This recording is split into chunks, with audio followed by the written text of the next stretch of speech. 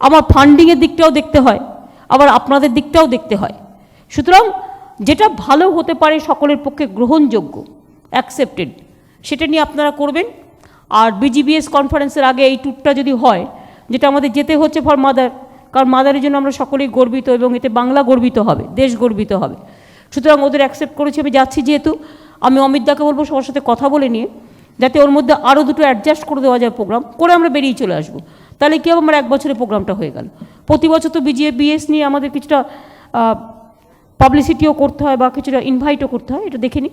আমি এটুকু বলে আজকে আইসিসিকে, বিশেষ করে সকলকে নিয়ে এই যে মিলিত প্রয়াস, কালেকটিভ এফোর্টস, একেবারে রবীন্দ্রসঙ্গীত থেকে সত্যজিৎ রায়, একেবারে সত্যজিৎ রায় থেকে সারা বিশ্ব, বাংলা হবে বিশ্ব সেরা, এই থিমটাই আমাদের মিশন।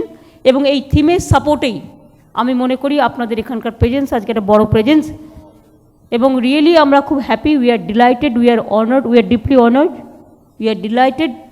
এবং এইভাবেই আপনাদের সাথে সম্পর্ক রেখেই আমরা এগিয়ে যেতে চাই। চলার পথে আপনাদেরও any time any suggestion always welcome.